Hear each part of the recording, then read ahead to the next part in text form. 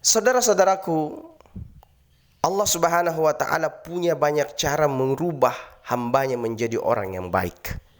Banyak cara Allah Subhanahu wa Ta'ala. Terkadang kita tidak pernah sadar dan terkadang kita tidak pernah berpikir, kok bisa ya?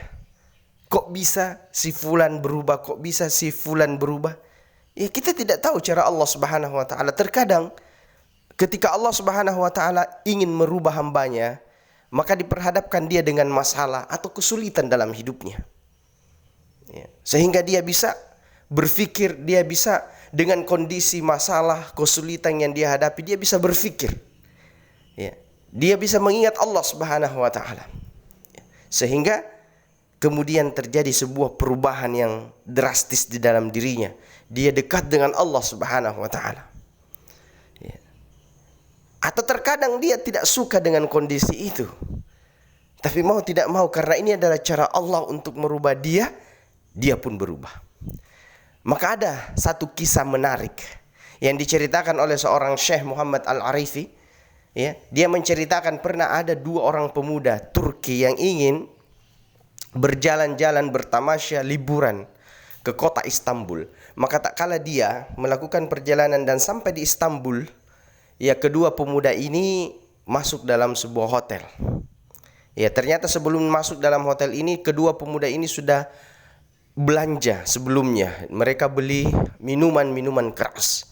Mereka bawa masuk ke dalam hotel, lalu kemudian mereka ketemu dengan resepsionis hotel. Apa yang terjadi? Resepsionis hotel ini bertanya kepada kedua orang pemuda ini. Ya. Dia bertanya tentang asal daerah mereka. Maka dijawablah oleh kedua orang pemuda ini dengan jawaban bahwa mereka berasal dari kota Madinah Al-Munawwarah.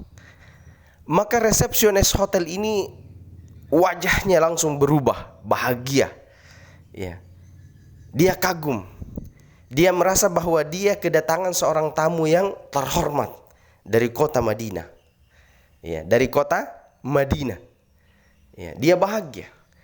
Lalu kemudian resepsionis hotel ini mempersiapkan kamar istimewa bagi kedua pemuda ini dan dipersilahkan masuk ke dalam kamar itu.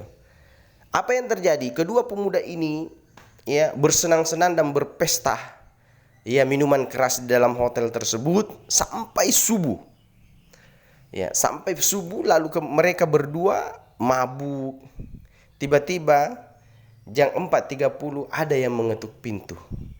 Lalu kemudian dibukalah pintu itu, ternyata yang mengetuk pintu dia adalah resepsionis hotel yang ditemui tadi. Ya. Apa kata resepsionis hotel? Ya, dia mengajak kedua pemuda ini, mengingatkan bahwa waktu sholat subuh akan segera masuk. Ya, dia diharapkan untuk hadir sholat subuh berjamaah karena imam masjid hotel itu tidak akan memulai sholat subuh kalau kedua orang pemuda ini yang dari Madinah ini tidak hadir sholat subuh. Ya, maka kedua pemuda ini kaget. Lalu kebingungan apa yang mereka harus lakukan. Dalam kondisi mabuk, ya, dia harus menghadiri sholat subuh berjamaah. Maka turunlah resepsionis hotel ini. Tak lama kemudian dia datang lagi ke atas, memanggil. Ya. Apa yang dikatakan? Tolong dipercepat karena sholat subuh tidak akan dimulai ketika Anda tidak hadir di masjid. Maka dua orang pemuda ini bingung sambil bertanya, kamu ada hafalan tidak ya? Nah, teman yang satu menjawab, saya ada hafalan surah Al-Ikhlas saja. Itu saja. Oke, kalau begitu kita turun sholat.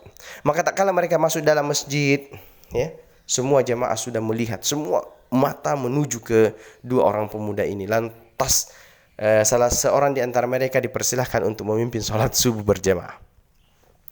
Maka mereka bertakbir, ya, semuanya bertakbir dipimpin oleh imam tadi ini, oleh pemuda ini bertakbir, kemudian membaca Al-Fatihah dan kemudian membaca surah Al-Ikhlas. Ya, di rakaat kedua pun membaca Al-Ikhlas. Ya.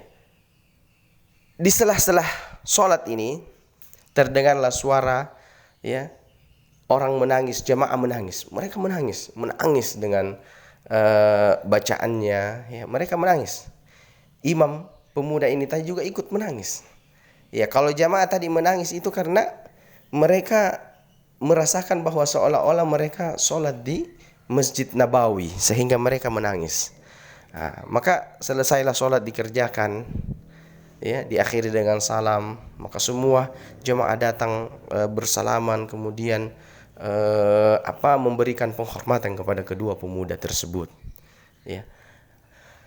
Teman-teman yang insya Allah dirahmati oleh Allah Subhanahu wa taala, ini adalah kisah nyata. Ternyata, ya, dalam kisah ini, ya, setelah ditelusuri, ternyata kedua pemuda ini setelah kejadian tadi ini menjadikan mereka pemuda yang soleh. Jadi dua pemuda ini yang tadinya suka minuman-minuman khamar, mereka suka hedonisme, Allah merubah dia menjadi orang yang soleh. Allah merubah dia menjadi orang yang lebih dekat dengan Allah Subhanahu wa taala. Merubah dia menjadi orang yang lebih dekat dengan masjid Allah Subhanahu wa taala dari peristiwa itu tadi. Ya. Peristiwa itu tadi, dari masalah itu tadi. Ya mungkin dia tidak bisa menerima, dia tidak suka dengan kondisi itu, tapi itulah cara Allah merubah dia, menginginkan dia menjadi orang soleh. Itulah cara Allah Subhanahu wa taala. Jadi berawal dari minuman keras, ya, berawal dari hedonisme, Allah Subhanahu wa taala, ya, ubah dia menjadi seorang imam, ya, menjadikan mereka imam di dalam sholat, sehingga kondisi ini yang membuat mereka berubah sehingga menjadi ulama, orang yang faham ilmu agama. Jadi jamaah yang insyaallah dirahmati oleh Allah Subhanahu wa taala, wa asa an takrahu syai'an wa yaj'alallahu fihi khairan katsira. Terkadang kita, ya, tidak suka, ya, terhadap sesuatu itu, tapi Allah Subhanahu wa taala menjadikannya, ya, kebaikan yang banyak untuk kita. Ya, menjadikan hal itu adalah jalan terbaik buat kita. Kita tidak suka, tapi itulah cara Allah Subhanahu wa taala merubah kita, menjadikan kita dekat dengannya. Ya, semoga kita semua adalah orang-orang yang menjadi pilihan Allah Subhanahu wa taala, selalu didekatkan dengan kebaikan. Barakallahu fikum. Assalamualaikum warahmatullahi wabarakatuh.